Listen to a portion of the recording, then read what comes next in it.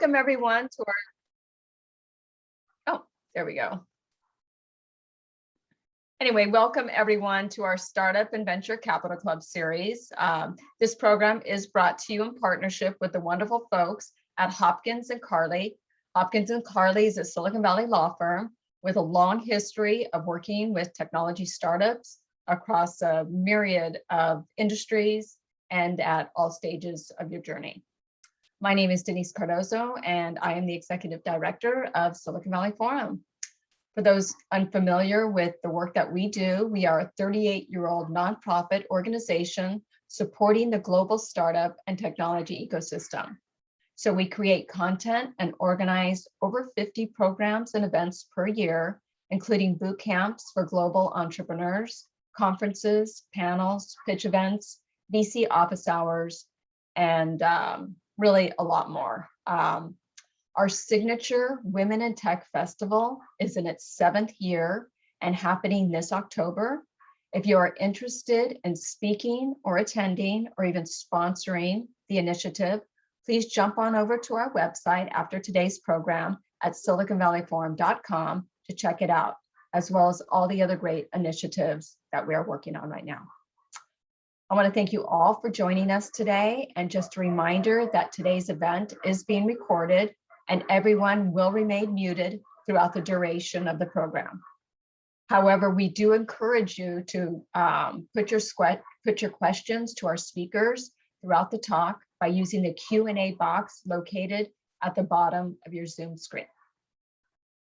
So we are delighted to have such a powerhouse panel discussing data privacy and protecting your startup with Celine, Emily, and Chiara. So I now turn this over to our speakers. So let's begin with Chiara Portner, shareholder and co-chair IP Group at Hopkins and Carley, who will introduce herself, and then we will kind of go down the line from there. So Chiara, you want to kick this off for us? Sure, sounds great. Thanks for having us. And we're excited to partner with SV Forum on all these presentations.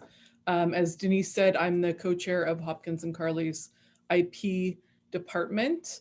I've been practicing for about 18 years in data security, privacy, and technology transactions law. So I've been around for quite some time and have seen different industries and different issues in privacy and really seen it blow up essentially with all these new privacy laws. So with that, I will introduce my colleagues that I have worked with for a number of years, both Celine Guillou and Emily Jones. Even though we're at different firms, we've worked very closely with Emily over the years. So with that, they can introduce themselves. Great, thank you very much, Chiara, and thank you for inviting me to speak today. It's great to be talking about these issues. I'm a partner at Osborne Clarke. We are an international law firm. We're not advising on US law, which is why we work with Chiara and Celine and the team. We are focusing on helping startups in the US expand outside of the US for the first time and as they grow internationally. So since we've set up here almost 20 years ago now, we've helped over 1,000 startups to grow outside of the US. And a key part of that is looking at compliance issues like data privacy. And that's where I come in. I'm a UK qualified lawyer. I've been focusing on data privacy issues for over 15 years now and seen a lot of change and certainly more interest in this space, whether it's from consumers to regulators and of course companies who are wanting to make sure they comply. So I'm really delighted to be here today and hopefully share some useful insights. Hi everyone, my name is Celine Guillou. I am of counsel at Hopkins and Carley. I focus exclusively on data privacy and security, consumer side of things. I'm a former litigator, so I always have a little bit of an eye on how things can go wrong which is probably a good thing these days with what's going on in the privacy world, security in particular. And it's a pleasure to be here. Thanks for having us, and a pleasure to speak with Emily, who we work with all the time, and this should be fun. Great. So we thought today we'd do more of an informal panel, and we can just get into it. I will just start peppering you with questions. So first, what should startups be doing to address privacy? What are the top issues for them to consider? Thanks, Kiara. Perhaps I'll kick off with a few ideas. So I think the really important thing to get to grips with early on, even before you're starting to think about the specifics around compliance, is to keep in mind that most privacy laws have some kind of definition of personally identifiable information within them. And yes, sure, that varies on a kind of country and state basis. But at the core sort of theme there is that it's going to impact information that identifies an individual.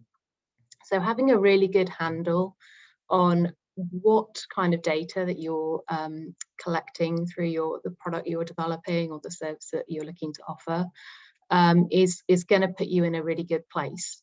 If you understand the sorts of information you're collecting, about whom you're collecting it, whether it's coming through a third party or directly from individuals, I think that will really help. Whenever we talk to companies, the first thing that we will ask is, do you know what data you're collecting? And you'd be amazed how many people don't really have a good handle on that. I think the other key piece around it is making sure that also when you're growing the business and you're thinking about how you're the engineering piece of the product or platform or service is a question around, do you really need all this data that you're collecting? Because the more data you have about individuals, the more obligations and the higher volume of data you'll have, which then attaches to these obligations that are going to apply. So you can reduce your risk straight away if you're really only keeping it to the information that you need. So what we always say is to companies is to really make sure that you have a good dialogue between the engineering teams, with your marketing teams. As I said, when we talk to a lot of companies, some will have a really good understanding of what a product is looking like and where it's headed.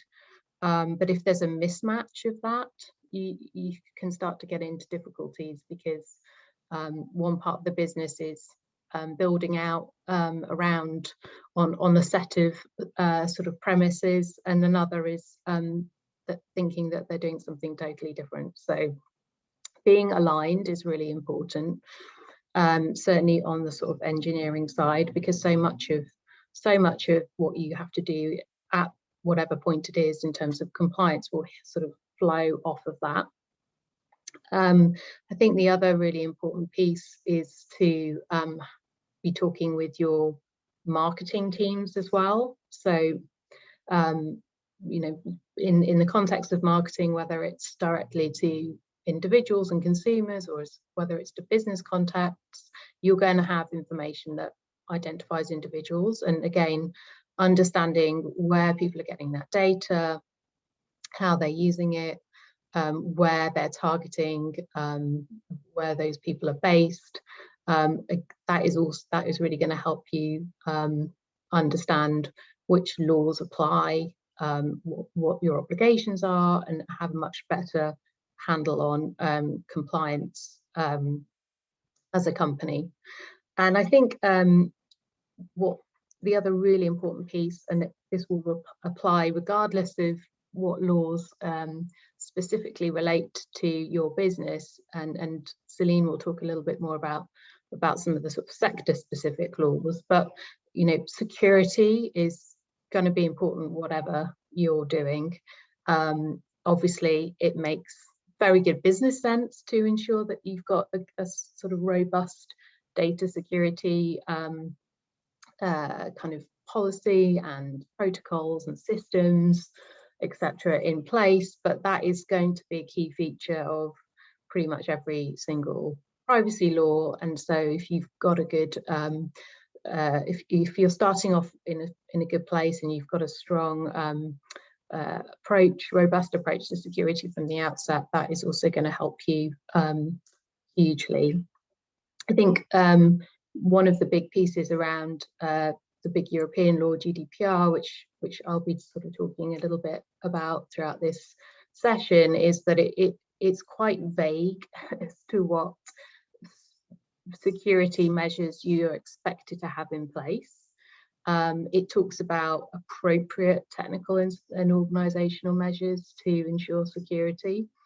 If it had a list of everything that you had to do exactly, then we'd all be happy, but it requires companies to understand the context in which they're operating, understand the risks associated with the data they're collecting, what would happen if there was a security incident, and then apply what is appropriate, keeping in mind the state of the IT security protocols and technologies available, the resources of the company, the risk, as I said, posed to individuals if there's a breach. So again, having this good awareness of what you're doing with data, what security you've got in place is going to help you assess whether you're going to meet the standards that are required of you. Security is a super important issue, not just from a business continuity perspective, and obviously a reputational perspective. It's also key to ensuring that people trust your products and services. And in a worst case scenario, if there's some kind of breach, you're going to have to start potentially talking with regulators, and they take a pretty dim view to poor security measures. So there's tons of really good reasons to focus on that. And just before I kind of hand over to Celine to talk a little bit more about some of the ways that specifically laws in the US apply, a quick point about employees. Don't forget that your employees are also individuals, and you will have information about them, of course, and often quite a lot of sensitive information. So about their in order to pay them and provide potentially insurance, and about their background checks and all this kind of stuff. And often companies overlook the fact that they've got this huge amount of data about employees, and that they will have rights, and there will be obligations attaching to those. So there's a few kind of key pieces to think about at the outset if you're a startup.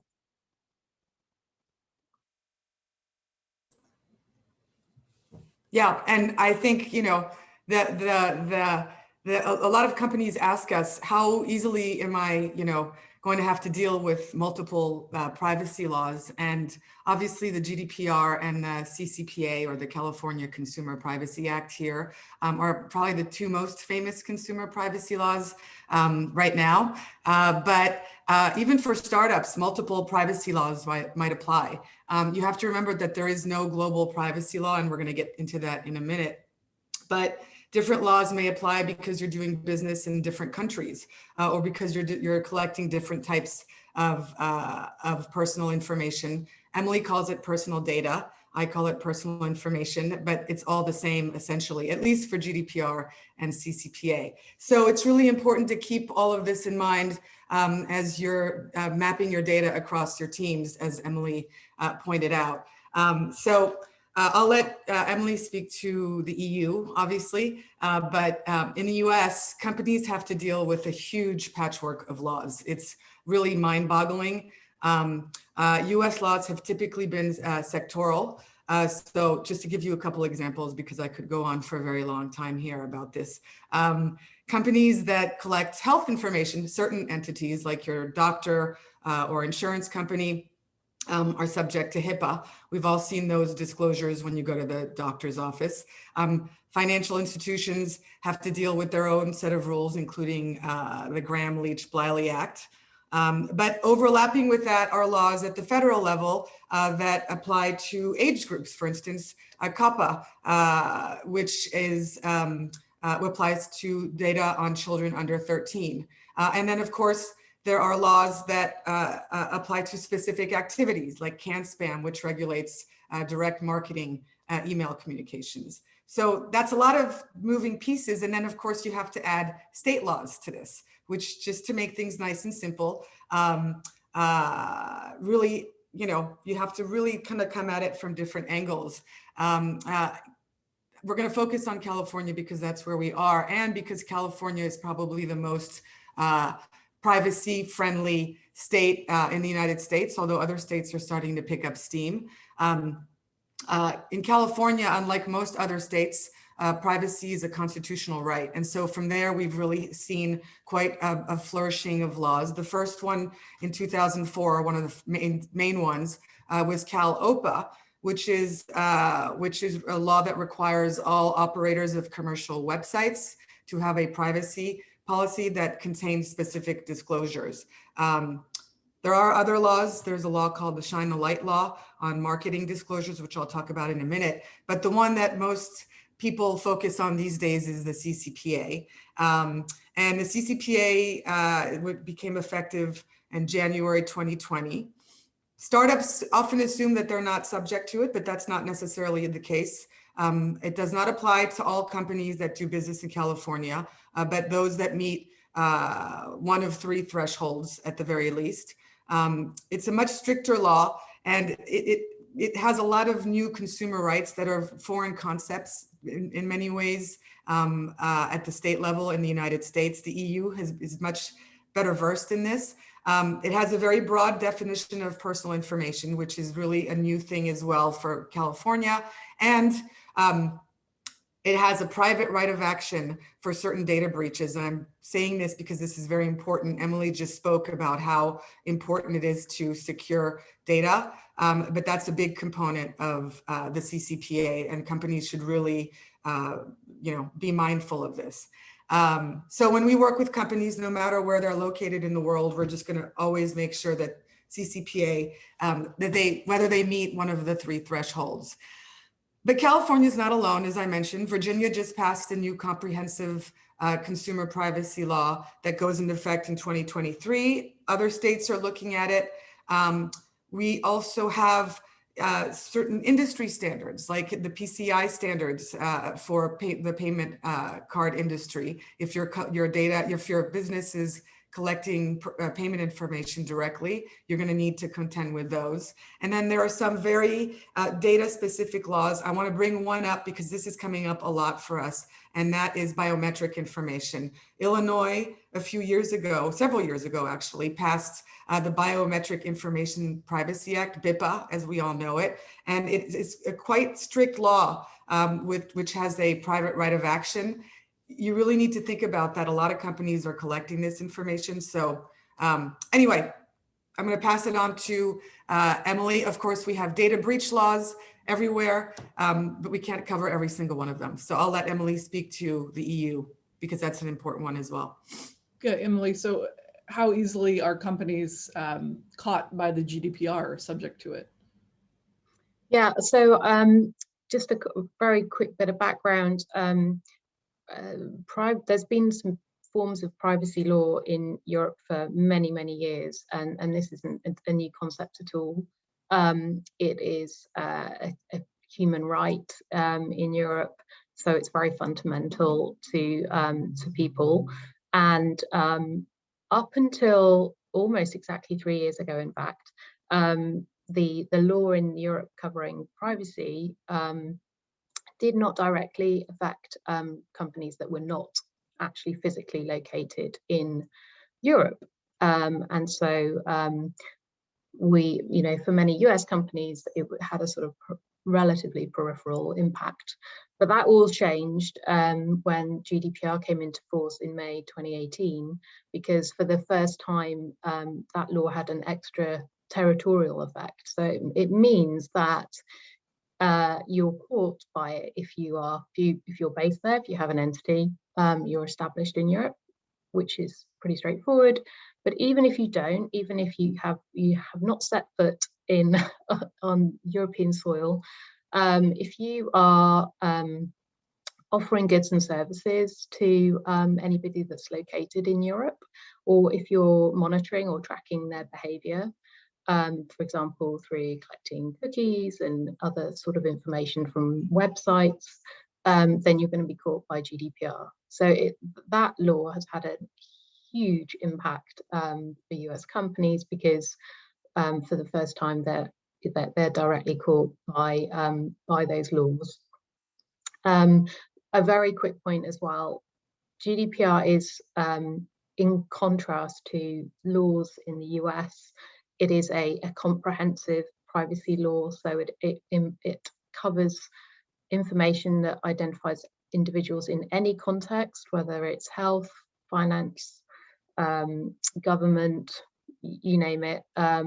It doesn't have a sectoral specific sort of impact or angle to it. So it's very comprehensive.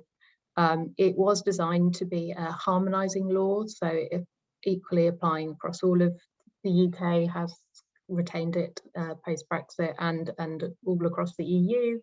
But one thing that we do always emphasize to clients is that there are opportunities for member states to add additional obligations, and in particular in relation to employee data. So whilst if you're compliant with GDPR, that's going to get you a big way forward, there could well be additional local laws that you also need to think about. And the other important law that impacts on the use of data about individuals is the E-Privacy Directive. And this one interacts closely with GDPR. There's some overlap there, but it is focusing on the use of cookies, for which for the most part these days you need to get consent, and also marketing by email. So if you're growing, you're looking to offer services and expand into Europe, then you need to be thinking about those GDPR and e-privacy and make sure you're considering what the impact is. Good point. So commonly, we have startups come to us and say, I just need a privacy policy.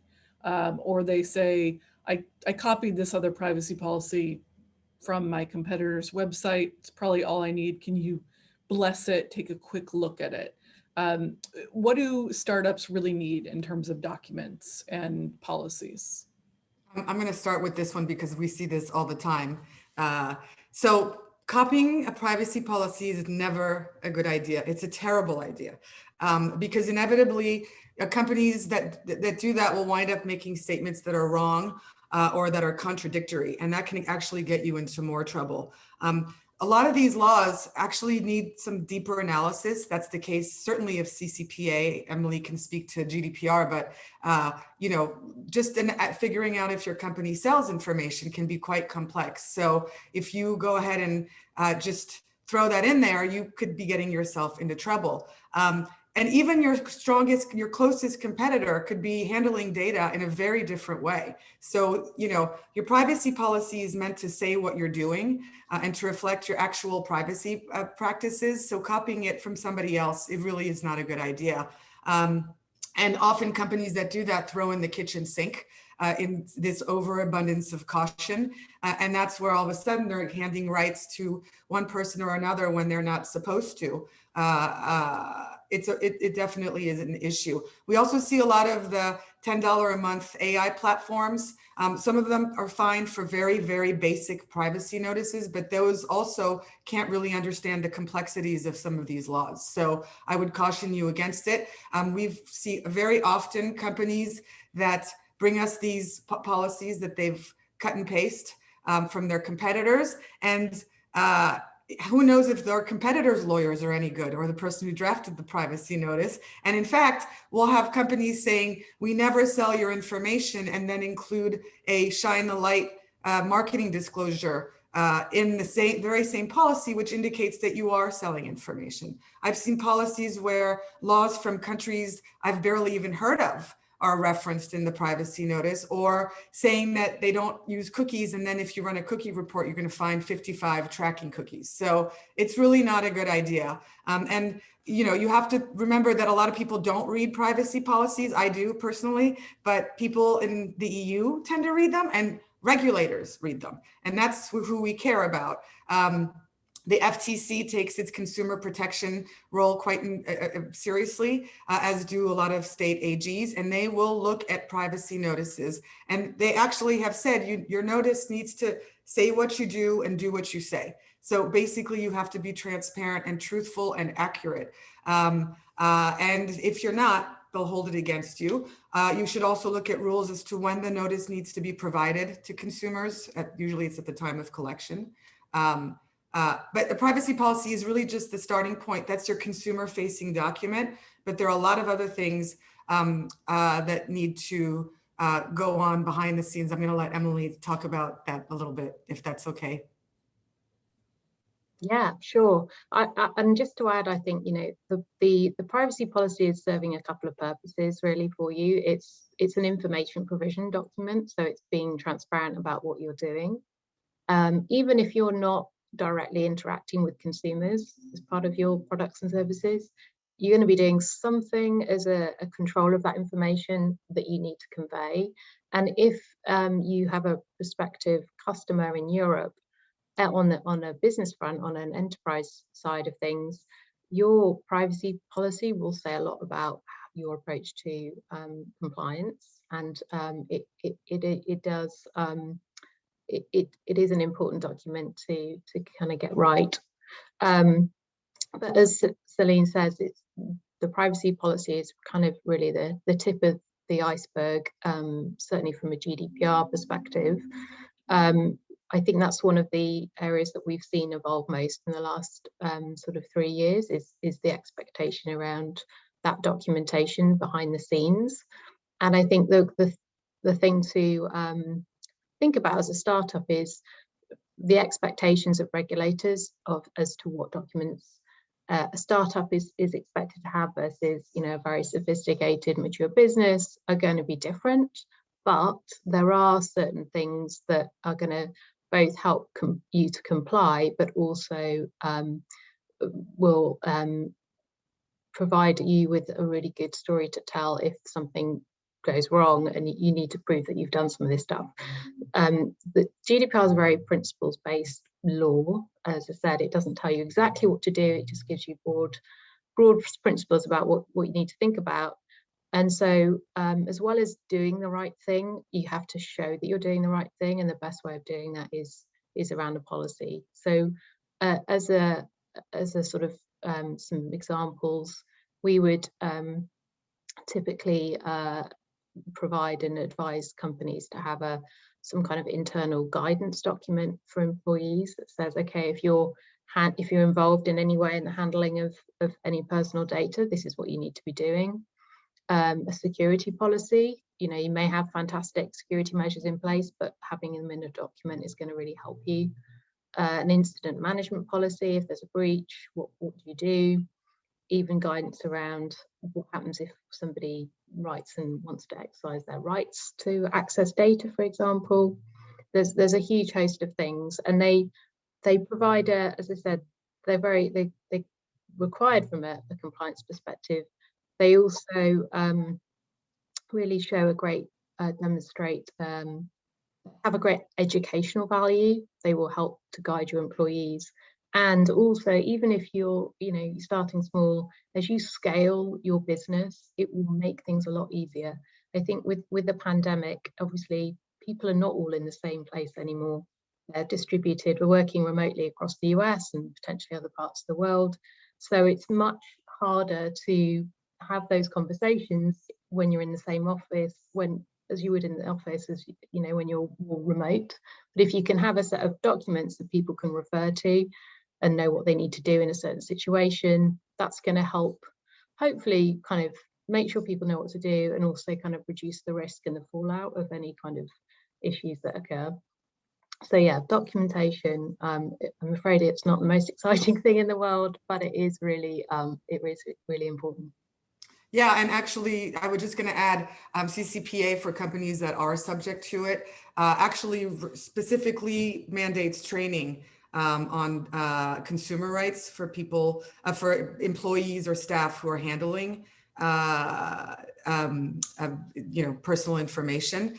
But even if you're not subject to CCPA, it really does go a long way, as Emily points out, for a million reasons. And under GDPR, I believe Emily can confirm this, part of your organizational measures or security measures. Emily mentioned a few times, if you have the data breach or any issue or regulatory, an audit, you're going to want to have something to show for. And these really help, but not just having them, but showing that you've actually bridged the educational side and trained people on it. So those are very important.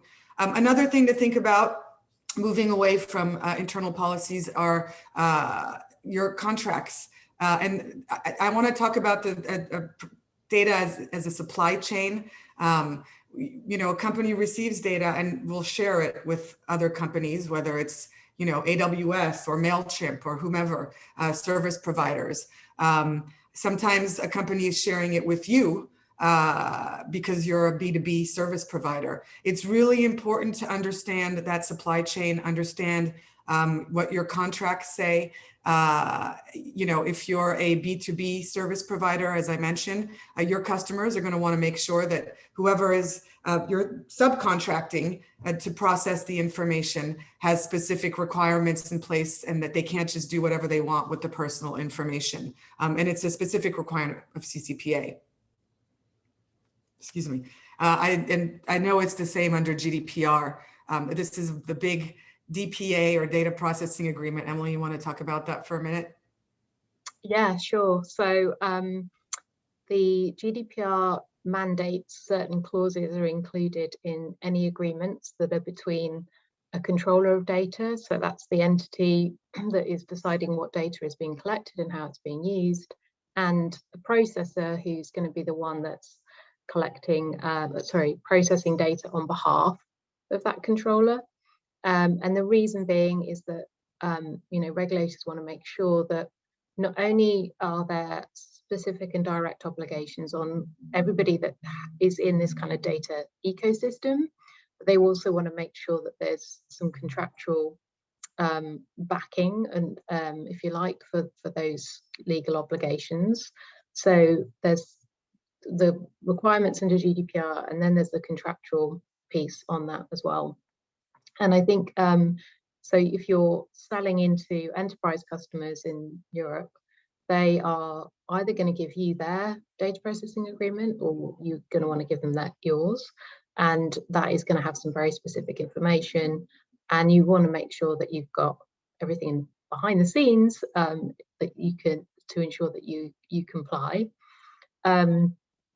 The other piece to kind of keep in mind, and this goes back to our original point about having this kind of data mapping and understanding of what data you're collecting and how you're using it, is that those contracts might look slightly different in certain scenarios. So if you're collaborating with somebody and jointly collecting information and using it as a what's called a joint controller, those contractual provisions might look slightly different.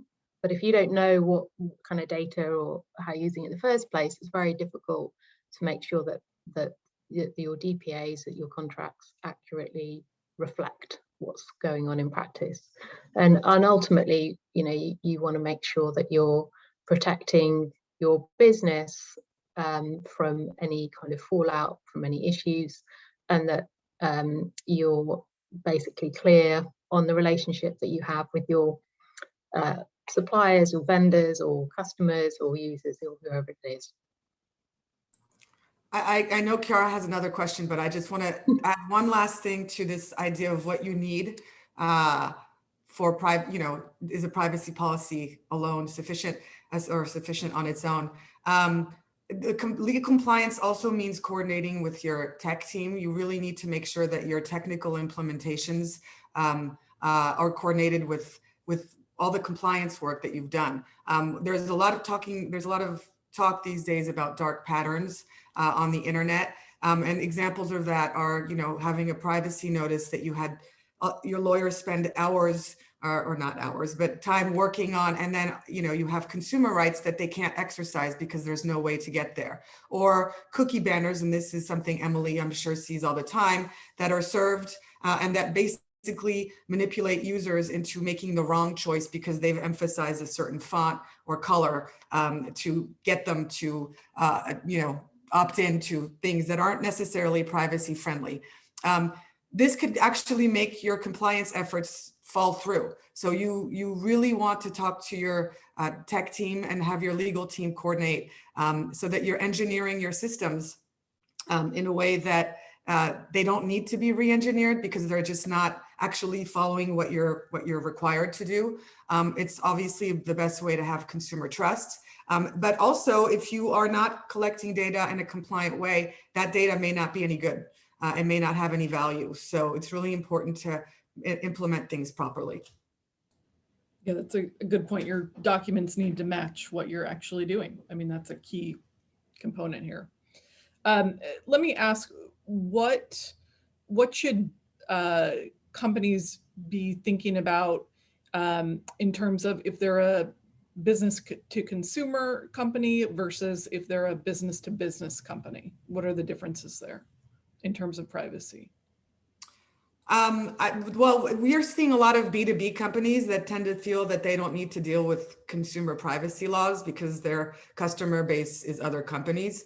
But that's just actually not accurate. First, if you're a B2B company, a service provider, you're going to have to comply with your service provider or processor obligations under whatever laws apply. But companies also collect information on their own behalf. So I could be a B2B company, but I have my own employee information. I have information, from my website or customer leads, and I have to address that. So that really is, I think, a myth that a lot of companies don't, that are just B2B don't have to deal with privacy. I'm going to let Emily talk to it a little bit more. There's also this idea that just because it's business information, it doesn't make it personal information. So my information at my work isn't necessarily personal information. That really is, I think, not accurate. And I'll let Emily speak to that. I don't want to spend too much time on it, but yeah. No, you're absolutely right. And as I was saying earlier, GDPR is a comprehensive law in Europe which covers any information that identifies an individual, and it doesn't matter if that individual is somebody that a business contact or consumer, that they will be covered. So even where we see companies here like SaaS company, for example, and they are just hosting some data, or it's really not very focused on any information that identifies an individual specifically. If they are looking to sell into Europe, companies will still be very rigorous around making sure that there's the required privacy measures in place. Even if all the information you're collecting is about a few kind of business contacts at a company that you're working with. So it really is important to get all of those things right. I think the other thing to say is when we talk to companies about what they need to do and risk profile and all those sorts of things, you do need to be thinking about the type and the nature of data, and that will dictate what kind of technical measures that you want to put in place. And of course, there is a difference between the harm and risk that could be or impact on an individual if, for example, there was a security breach in relation to sensitive medical records versus their business contact details. And obviously that is going to impact on how a regulator might view it. But you know, you hope you never get to talking to a regulator about any of this stuff. And before any of that ever happened, you would still be having to have these conversations with customers about what you're doing to make sure that you're processing their personal information correctly. Great. Yeah, I mean, I'm not going to get into detail because the do not sell is a big issue, but we do have a lot of B2B companies that, you know, even though they're catering to other customers, other enterprise customers, still have to have a do not sell button because their website is tracking a lot of users and they're using a lot of lead gen and advertising companies. So really something to think about for sure. Great. So how do small startups how can they deal with all these varying privacy laws throughout the world and still do business worldwide? I mean, I think it's a challenge. Most companies are not compliant. I often see, you know, small companies or big companies saying we're GDPR compliant or CCPA compliant, and that kind of raises some red flags because all companies are struggling to keep up with all of these laws. So I think more than anything, it's having guiding principles that maybe are, you know, the most privacy friendly is the way to address this.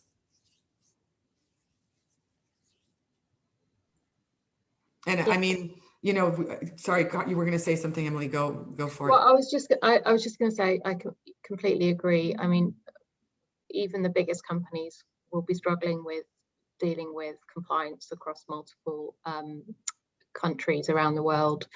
You know, because of the internet, theoretically anyone could be accessing services from anywhere, and it's not going to be efficient, or it'd be beyond the resources of many companies to be able to be 100% compliant with every single country's laws. And so what we suggest as a sort of initial approach is to really focus on, well, where are you targeting your products and services?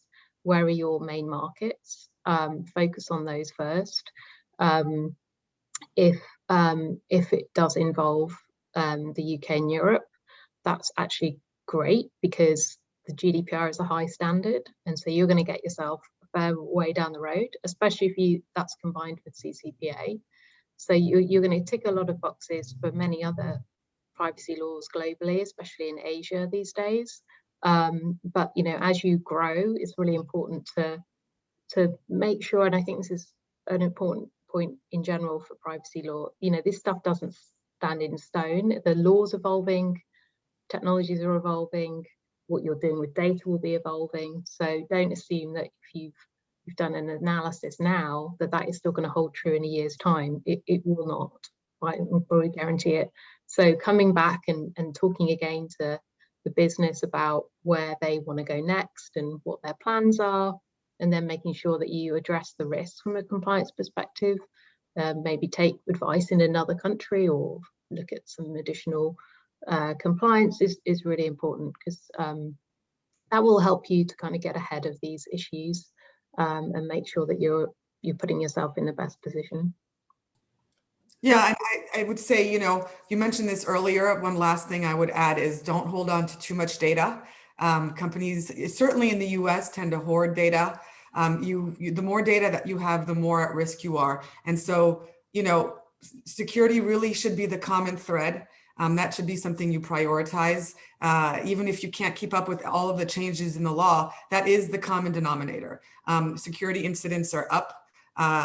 You have laws now like the CCPA that have a private right of action that can be very expensive. And while the concept of, you know, reasonable security measures that Emily discussed earlier, or appropriate technical and organizational measures is a little bit nebulous, there are places that you can look, like the NIST, the NIST framework, or the CIS controls that can give you a sense of what you need to do.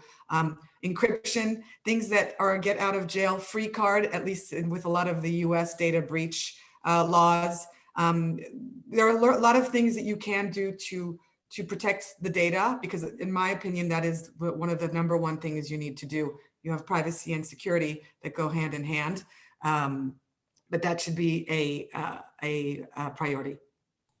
Going back to what Emily said, you can't see a privacy policy as a set it and forget it document. It has to be updated. In fact, CCPA requires you to update your privacy policy annually.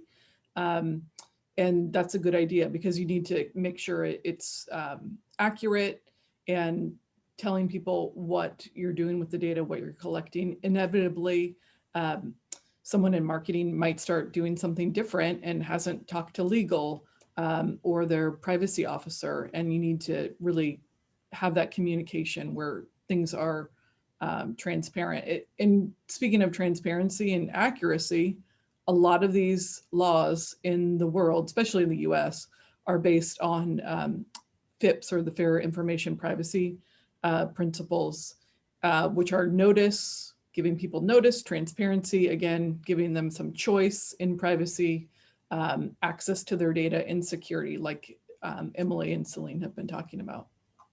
Yeah, and I think also this concept of privacy by design, which is if you build your systems from the get-go in a way that's privacy friendly, if you automatically opt people out of certain activities that can be seen as problematic, you're already taking a big, step in the right direction. So, yeah. Mm-hmm. Yeah, and I always think as well, there's a fair amount of common sense as well involved in kind of understanding what risk you might be exposing yourselves to. And if you, for example, you talk to your teams and they say what they're doing with data, and you feel like, you know what, I'm not sure that's really right, or why aren't, there's reluctance to be transparent. For me, that's always a red flag, because if you've got something to hide about what you're doing with data, or you think that people aren't going to expect it, or something's going to come out the blue, that is potentially storing up problems. Because for the most part, what we see is companies getting into trouble with either their customers or with regulators. All of that kind of thing is initiated by some kind of complaint from an individual. And so if you can avoid complaints, then you're really going to help yourself.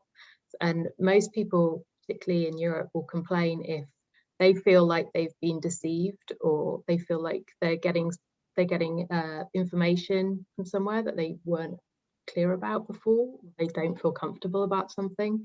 That is when people will start to kind of raise issues, and then potentially complain to regulators, who will investigate, or all that kind of thing. And so just being open with people and transparent is really key. And therefore, as we said at the start, understanding the data and how it's being used, and really having a handle on that will help you hugely. And Emily, in the EU, people complain. In the United States, they sue. So that's another thing to consider. Yeah, exactly. Although we do have class action possibilities now under GDPR. So we're probably heading in a similar direction to the US, actually. Interesting. So startups, they want funding, they want to be acquired. How does privacy fit into those transactions? What have you seen over time? Are there any trends? I mean, with respect to what I've seen, I am seeing longer privacy representations and warranties and data security terms in those stock purchase agreements and M&A documents. I mean, yeah, it's definitely an increasing part of a transaction. Especially for companies in that are collecting more sensitive data, or that are focusing on biometrics, or AI, government, children. The problem is that if your data, it's a huge asset now. So if your data wasn't collected in compliance with the law, it may not have a whole lot of value, and so it can really impact the value of your company. If you've not had good security and there are risks there, that could be a big issue. And, even the bankruptcy system in the United States has some requirements when it comes to the sale or transfer of personal information. We see a lot of companies that wait till the last minute. And you can probably speak to that, Chiara, because you do a lot of that. But it can be a big, big issue. And it's an increasingly big one. Yeah. few years ago, there was a dating app and they were selling their assets. And one of the primary values of the company was the data from all their users. And lo and behold, you look at the privacy policy in their documents and they didn't have rights to transfer that data to an acquirer of all their assets. So there was a lot of scrambling and remediation, asking for consent to that new transfer and changing policies. So it really delayed the deal and the value as well of the company. Yeah, it mirrors exactly what we see on the other side of the Atlantic. You know, back in, years ago, we wouldn't really spend a great deal of time looking at privacy issues at all, but now it really is a big part of any investment or any acquisition. There was a very big case in the UK a couple of years ago now, where Marriott, the big hotel group, got caught out because they had acquired Starwood hotels, and they had uncovered a big security issue in relation to the database, and unfortunately they didn't do anything about it, and they actually got they were investigated. The initial fine that was discussed was almost £100 million. It later got reduced to around £18 million.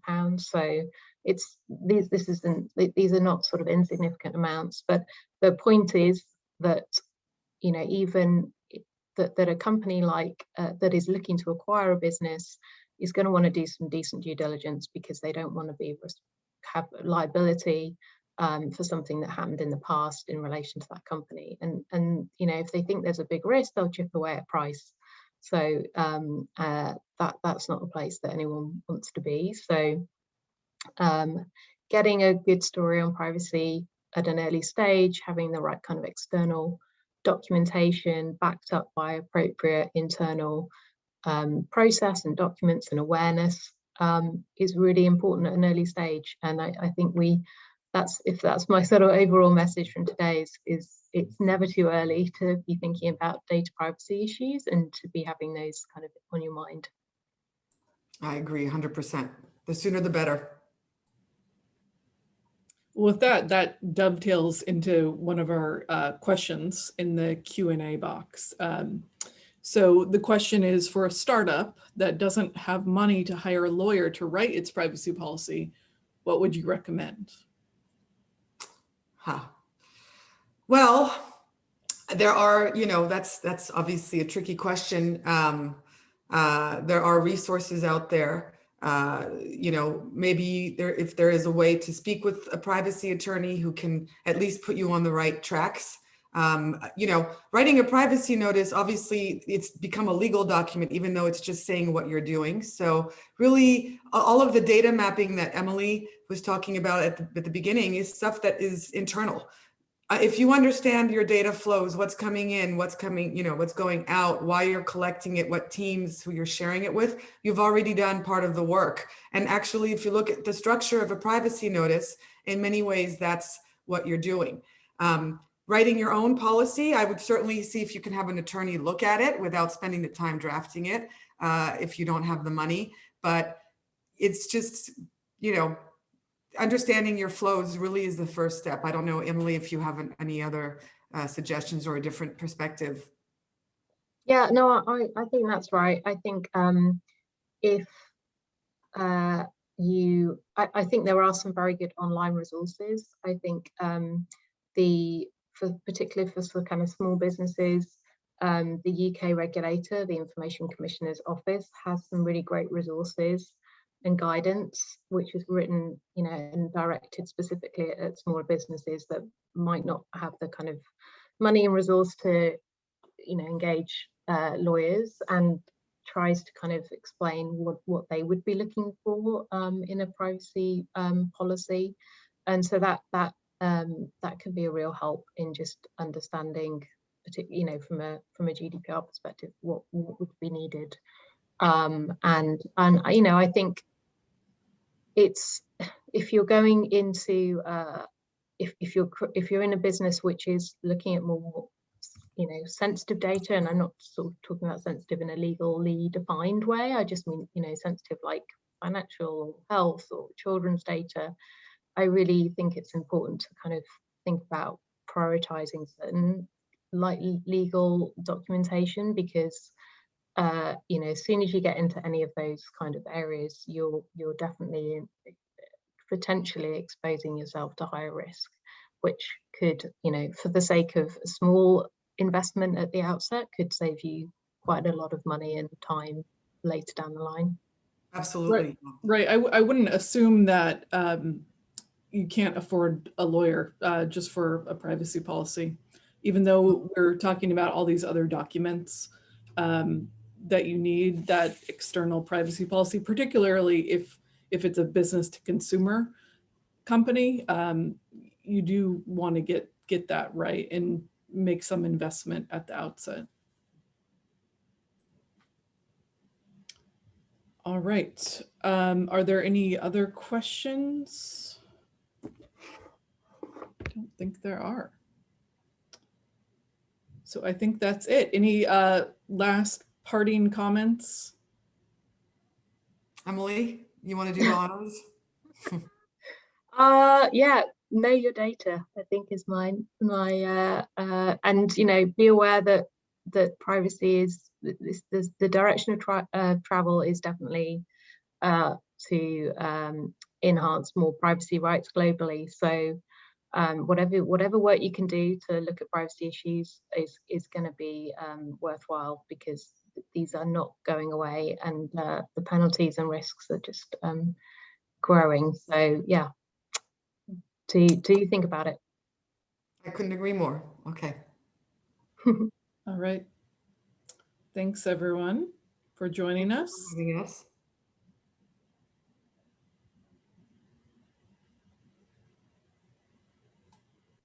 I was trying to come on there.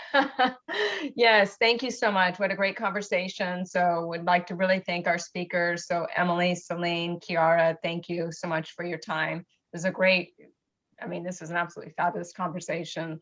Lot of great key takeaways and information here, not just for startups, but for a lot of different companies.